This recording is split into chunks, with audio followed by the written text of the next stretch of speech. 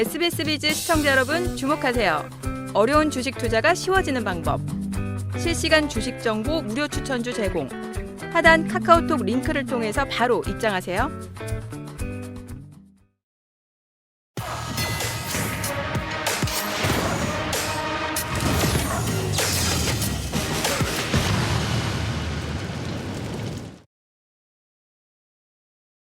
지금부터 고수익을 향한 수익 파이터들의 빅매치가 시작됩니다. 과연 이번 대결의 승자는 누가 될까요? 이 시간 이동우, 김상두 대표와 함께합니다. 먼저 대결 주제부터 바로 만나보죠.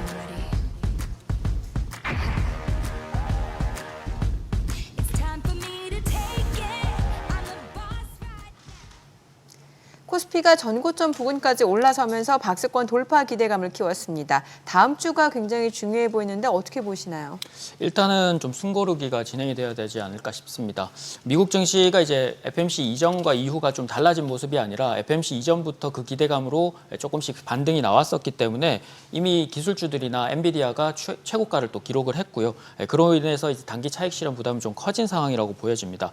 물가지표나 연준의장의 연설에는 크게 문제가 없지만 반등이 지속되는 부분에서는 크게 문제가 없다는 방향이고, 추가적으로 국내 증시가 오르는 건 좀 다른 문제라서 덜 오른 업종들과의 이제 키 맞추기가 좀 예상이 돼서 다음 주는 좀 숨고르기로 보시는 게 좋을 것 같습니다. 네, 자 그렇다면 다음 주는 어떤 대응 전략을 세우는 게 좋을까요?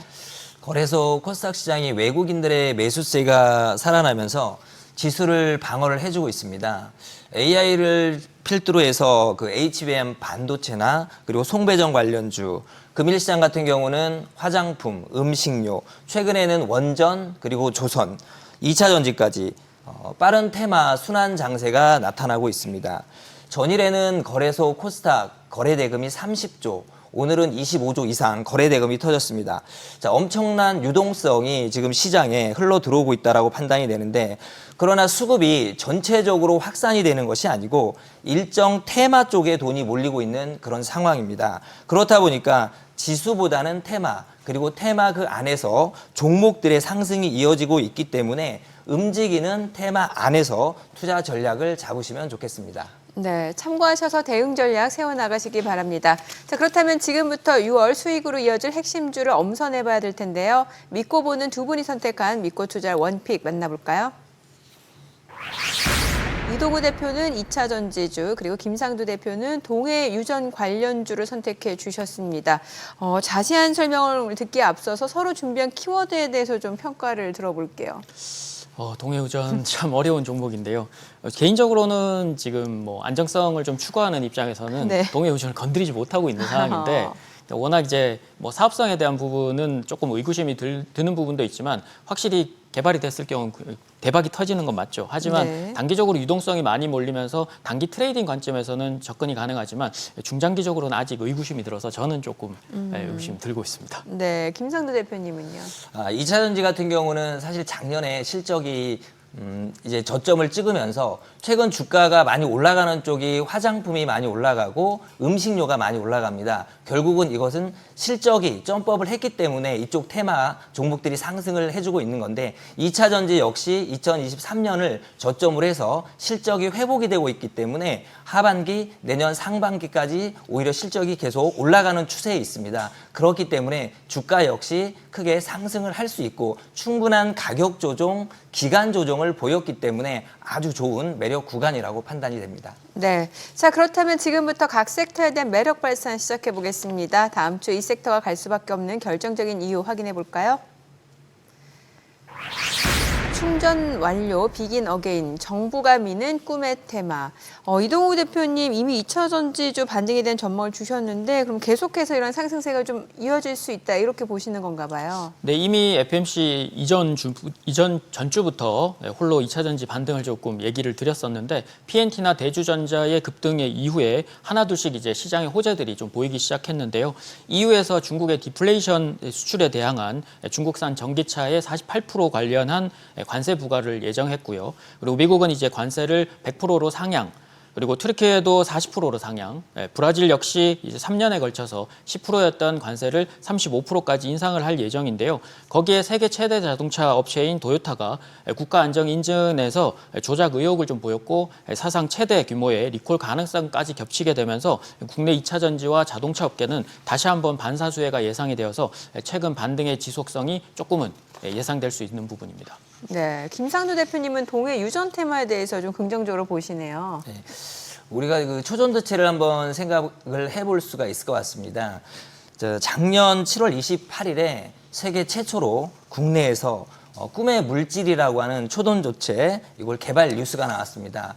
다들 사실 반신반의했었는데 이런 부분들이 전 세계적으로 이슈가 되면서 그 당시 테마가 6개월에서 7개월 정도 상승을 보여줬습니다. 그 대표적인 예로 신성 델타 테크가 대장주로 그 당시 주가가 상승을 했었는데 사실 12,000원에서 출발을 해서 1차 상승을 6만 원까지 상승을 했었고 고점 대비 50% 조정을 받으면서 테마가 끝나는 게 아닌가라고 생각을 했지만 다시 3만 원의 저점을 형성을 하고 주가가 18만 원까지 600% 정도 상승을 해줬습니다. 사실 동해 유전 테마도 비슷한 흐름이 나올 수 있다라고 보는 이유는 첫 번째로 일단은 대한민국에서 유전이 나온다라는 어떤 희망과 지금 꿈이 있는 상황에 정부에서 노이즈가 나오면 적극적으로 대처를 해주고 또 지원을 해주고 있는 그런 상황 속에서 금일시장에서 한국가스공사나 이런 쪽의 그 수급이 유동성이 지금 계속 몰려들고 있는 그런 상황입니다.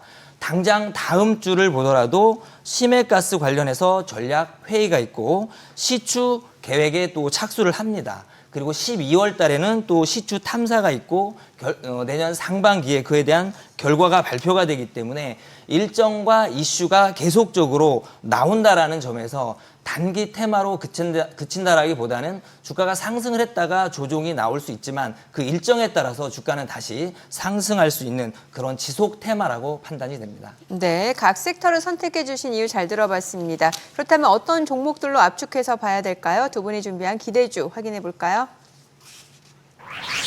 CIS, 나노팀, 나노신소재, 그리고 웨이버스, 화성밸브, 우림 PTS입니다. 각자 준비하신 종목에 대해서 좀 이야기 들어볼게요. 네, 첫 번째는 이제 CIS인데요. 2차 전지 전국 공정 제조업체로 진입 장벽이 높은 쿼터의 비중 확대로 인해서 올해 수익성이 상향 조정되었던 부분입니다.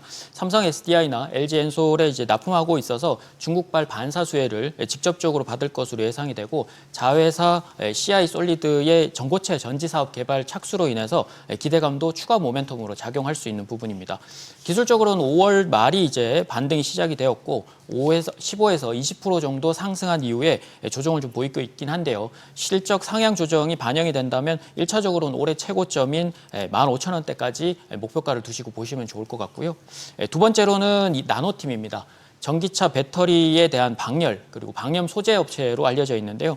현대차 그룹이 전기차 개필러를 통해서 이제 납품을 하고 있는 상태이고요.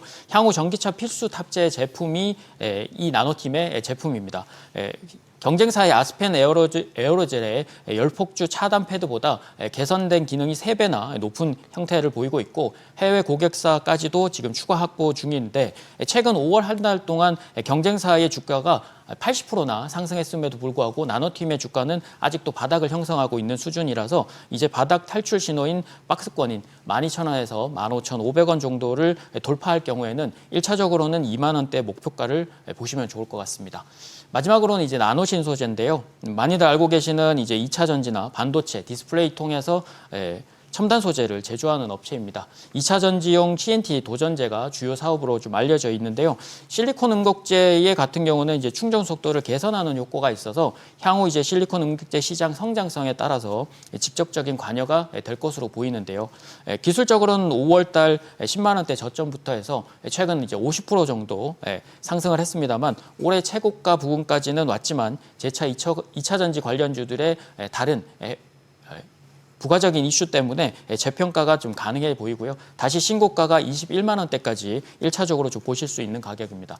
현재는 이제 12만 5천 원에서 14만 원대 사이에서는 공략이 가능하고 1차적인 목표가는 20만 원에서 21만 원대 그리고 2차적인 목표가는 25만 원대로 목표가를 성장하시면 좋을 것 같습니다. 네, 김상두 대표님 웨이버스, 화성밸브, 우린 PTS 종목 이야기 들어볼게요. 최근 지금 한국가스공사나 포스코 인터내셔널이 대형주 쪽에서는 사실 그 대장주입니다. 그러나 단기 너무 상승을 보였기 때문에 오히려 선 조정을 보이고 있는 중소형주 섹터에서 세 종목을 좀 선별했는데, 자, 그 첫 번째 종목으로는 웨이버스입니다. 웨이버스는 한국 석유공사와 탄성파 탐사 관련 공동 특허를 보유를 하고 있습니다. 정부가 한국석유공사와 대왕거래 프로젝트를 진행을 했을 때 실질적으로 동사가 공동 특허를 보유를 하고 있기 때문에 실수혜주로 볼 수가 있겠습니다. 최근 바닥권에서 상당히 좀 상승을 보였지만 2,000원의 고점을 형성을 하면서 1,800원 초반선에 조정이 나오고 있기 때문에 일단 1,800원, 1,750원 이 구간에서 매수를 한다라면 주가는 2,000원에서 2,200원까지 단기 상승을 보일 수 있겠습니다. 자, 두 번째 종목으로는 국내 1위 밸브 제조업체 화성밸브입니다. 동사 같은 경우는 3년째 한국가스공사와 상생을 하면서 여기에 납품도 하고 또 신규 제품을 또 개발을 하고 있는 그런 업체입니다. 주가가 11,000원까지 상승을 했다가 지금 충분히 가격 조정과 기간 조정을 보이고 있습니다. 대왕거래 프로젝트가 나왔을 시에 처음에 대장주로 올라갔었던 종목이고 일주일간의 조정을 거쳤기 때문에 다시 상승을 노려볼 수 있는 자리로 판단이 되는데 8,000원 초반선에서 매수 포인트를 잡으시면 동종목 역시 9,000원과 만원대의 상승을 보일 수 있을 것으로 판단을 합니다. 자, 세 번째 종목으로는 우린 PTS입니다. 우린 PTS는 시추 설비에 적용되는 기어박스를 개발을 한 업체인데 사실 미국 시장에 동사는 역시 공급을 하고 있습니다.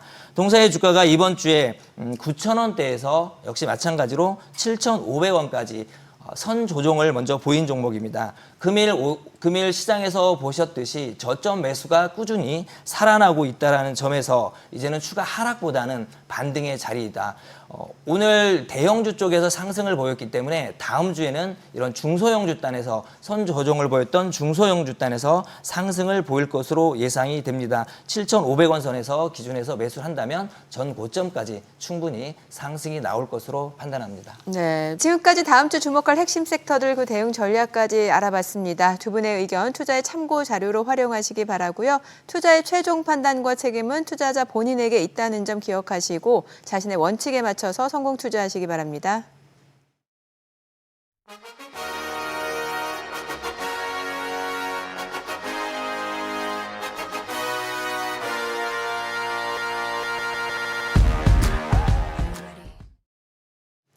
최근 코스피가 연고점 부근까지 올라왔지만 여전히 마이너스 손실에 상대적으로 박탈감 느끼는 분들 많으실 겁니다.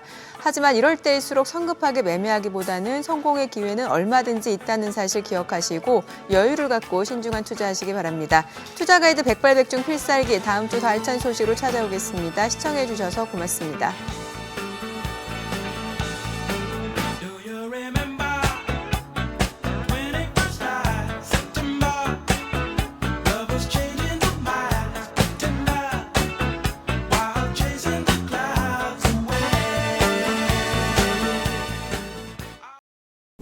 오늘의 투자 정보 검색창에 SBS 비즈의 재테크존, 크존을 검색해보세요.